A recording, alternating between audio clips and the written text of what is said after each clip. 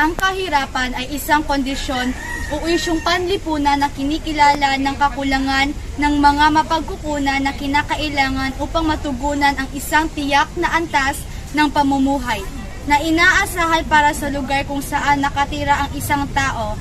Ang antas ng kita na tumutukoy sa kahirapan ay iba sa lugar.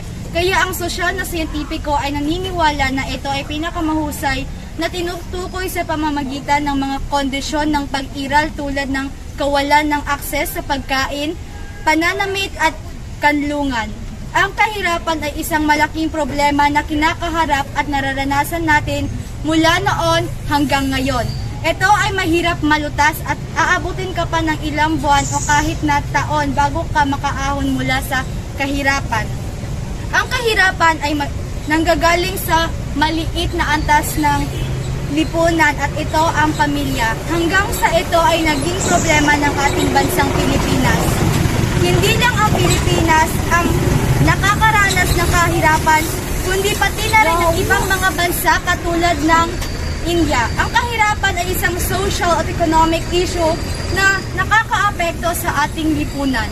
Kung matatandaan noong nakalipas na taon 2021, tumaas ang poverty incidence sa bansa ng hanggang 19.1% na katumbas ng 19.99 milyong Pilipino na mahihirap ayon na rin sa datos mula sa Philippine Statistics Authority. Ayon sa social weather stations, bahagyang dumami ang pamilyang Pilipino nagsasabing sila'y naghihirap netong Desyembre. Tumalon kasi patungong 12.9 milyon ang mahihirap, bagay na 300,000 mas marami kumpara noong 2022. Nanatili sa 34% ng mga pamilyang tinitignan ang sarili bilang food poor, batay sa kanilang kinakain. Hindi ito nagbago mula Oktubre hanggang Desyembre at kumakatawan sa 8.7 milyong pamilya. Ano nga ba ang sanhi ng kahirapan? Ayon sa Phil Center on Transnational Crime, noong 1999, 30% ng kita ng pamahalaan ang nawawala sa kaban ng bayan dulot ng korupsyon.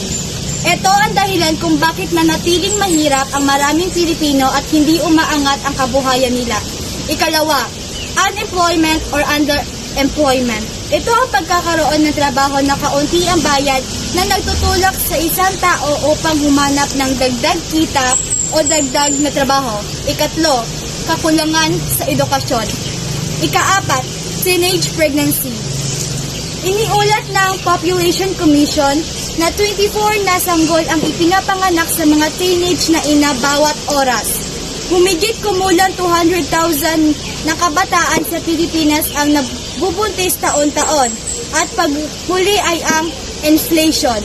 Milyong-milyong mga Pilipino ang naghihirapan at naaapektuhan dahil sa inflation o ang pagtaas ng mga bilihin. Ito ay ilan lamang sa mga sanhi ng kahirapan na dapat nating masolusyonan. Ang posibleng solusyon ng kahirapan. Isa sa solusyon ng kahirapan ay ang pagbibigay ng sapat na trabaho para sa mga mamamayan. Bigyan ng pagkakataon na makapagtrabaho ng maayos ang mga walang trabaho. Nararapat lang din na bigyang maayos na edukasyon ang mga kabataan sapagkat ito rin ay dahilan kung bakit maagang nakakapag-asawa ang ibang kabataan dahil sa kakulangan ng edukasyon. Ayon sa International Human Rights Law, ang edukasyon mula sa primarya hanggang sekundarya ay nararapat na libre. Maging ang matrikula ng kolehiyo ay libre din.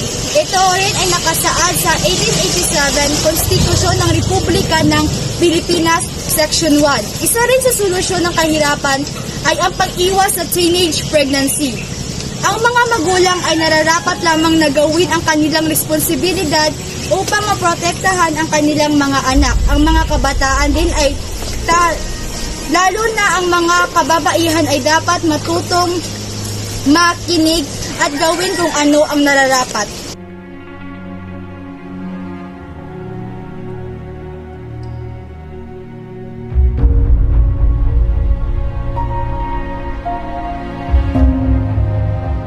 Para sa iyo, malaki bang issue ang kahirapan? Napakalaki. Maraming mga pamilya ang hindi nakakain ng maayos. Maraming mga tao walang bahay dahil sa kakulangan ng salapit o pangangailangan. Ano ang gagawin mo upang makaahon mula sa kahirapan? Magiging mabait po ako at tumulong sa aking mga magulang. Hindi po ako mapabigat sa pamilya at tutuparin ko po ang pangarap kong maging pulis. May mga pangarap ka ba sa buhay?